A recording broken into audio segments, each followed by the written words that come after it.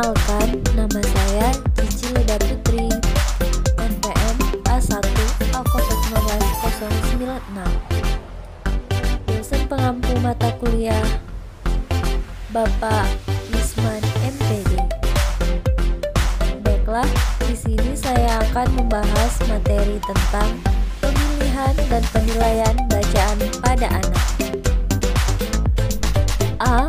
Tahapan perkembangan anak dan pemilihan bahan bacaan anak. Peradi dalam Lugiantoro 2013 halaman 49 mengidentifikasi umur serta tahapan dan karakteristik perkembangan kejiwaan anak yang meliputi aspek berpikir, bahasa, personalitas, moral, dan pertanyaan terkait yang membantu dalam seleksi bacaan anak. Perkembangan dalam diri anak mempengaruhi reaksi terhadap bacaan sastra anak. Perkembangan yang dimaksud menurut Lugiantoro 2013 halaman 50 dijelaskan sebagai berikut. Yang pertama, perkembangan intelektual. Yang kedua, perkembangan moral. Yang ketiga, perkembangan emosional dan personal. Yang keempat, perkembangan bahasa. B. Penilaian sastra anak. Penilaian sastra anak yang dimaksud haruslah dipahami dalam kaitannya dengan tujuan pemilihan bacaan bagi anak sesuai dengan perkembangan kediriannya. Setelah selesai membaca sebuah bacaan cerita, ada kalanya anak menceritakan isi cerita dan menunjukkan sikap atau reaksi terhadap cerita itu. Atau jika anak tidak memberikan tanggapan, kitalah yang memancing atau meminta tanggapan atau komentar anak tentang cerita yang baru saja dibacanya. Komentar itu misalnya berupa kata-kata ceritanya menyedihkan, menyenangkan, dan lain sebagainya. Pemilihan bacaan untuk setiap genre memiliki kriteria tersendiri yang sesuai karena bacaan-bacaan tersebut juga memiliki perbedaan. Misalnya, kriteria untuk buku cerita bergambar, puisi anak, cerita realistik, fantasi, cerita tradisional, dan bacaan non-fiksi tentulah berbeda. Secara lebih konkret, misalnya, mempertimbangkan buku cerita realistik historis tentunya berbeda dengan buku cerita fantasi, fabel, dan legenda. Sama-sama berkisah tentang binatang, antara cerita realistik binatang dengan fabel juga berbeda. Penilaian buku bacaan sastra anak yang dikemukakan di bawah ditunjukkan untuk bacaan fiksi. Fiksi tampaknya merupakan genre sastra anak yang paling dibaca anak, yang di dalamnya dapat mencakup sastra modern dan tradisional dengan tokoh manusia atau binatang.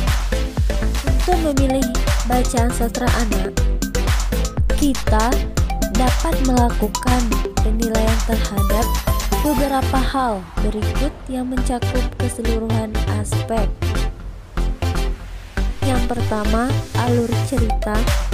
Yang kedua, penokohan. Yang ketiga, tema dan moral. Yang keempat, latar. Yang kelima, stile. Yang keenam, ilustrasi. Dan yang terakhir yaitu format. C.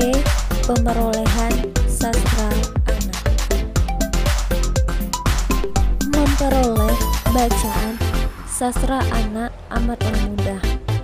Di toko-toko buku tersedia amat beragam dan banyak buku bacaan anak yang disediakan pada rak-rak khusus.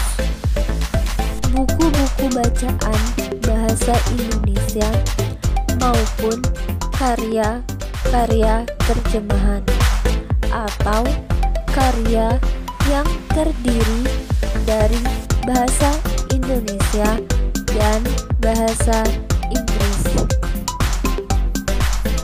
Buku-buku tersebut banyak yang sudah menunjuk dirinya untuk dipakai pada anak usia tertentu, sehingga kita tinggal memilih sesuai dengan keadaan anak yang akan diberi bacaan itu. Buku tersebut yaitu yang pertama buku asli dan yang kedua buku terjemahan. 1. Buku asli. Buku asli dimaksudkan sebagai buku sastra anak yang sejak awalnya ditulis dalam bahasa Indonesia atau berbagai cerita rakyat dari berbagai daerah Indonesia yang kemudian ditulis ulang dalam bahasa Indonesia. Singkatnya, buku asli dimaksudkan sebagai buku yang bukan terjemahan dari bahasa asing. Pada umumnya, buku asli tersebut ditulis oleh penulis Indonesia. 2. Buku terjemahan. Buku terjemahan dimaksudkan sebagai buku sastra anak yang mula-mula ditulis dalam bahasa asing dan kemudian diterjemahkan ke dalam bahasa Indonesia. Adanya sastra terjemahan dalam suatu bangsa merupakan hal yang bersifat universal, dan justru itu dapat terjadi kontak budaya dan saling memahami antar budaya dan saling memahami antar budaya di antara berbagai bangsa di dunia secara intensif. Baik buku asli maupun terjemahan dapat diperoleh di berbagai toko buku yang menyediakan buku-buku bacaan anak. Tempatnya pun biasanya cukup strategis dan sengaja dikelompokkan secara tersendiri yang terpisah dengan buku-buku lain yang untuk orang yang dewasa. Jika melihat buku-buku sastra anak yang dipajang di rak-rak kita akan mendapati bahwa buku terjemahan jauh lebih mendominasi daripada buku-buku yang asli Indonesia.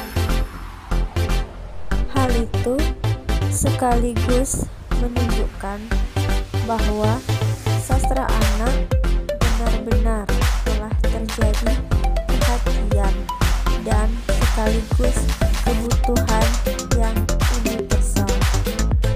Orang di dunia menyadari bahwa betapa pentingnya penyediaan buku bacaan untuk anak-anak. Buku bacaan yang mana yang akan kita pilih? Buku yang asli ataukah yang terjemahan? Jawabannya adalah kedua-duanya. Yang utama adalah pertimbangan kesesuaian dengan usia anak yang akan membacanya.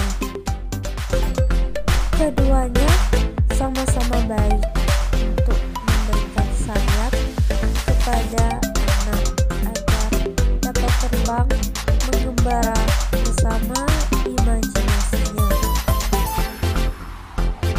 Buku-buku terjemahan itu ditulis oleh penulis, sengaja menulis untuk anak-anak Indonesia dan tidak menerjemahkan dan menerbitkan buku-buku itu tanpa pertimbangan moral. Baiklah, itulah materi dari saya. Assalamualaikum.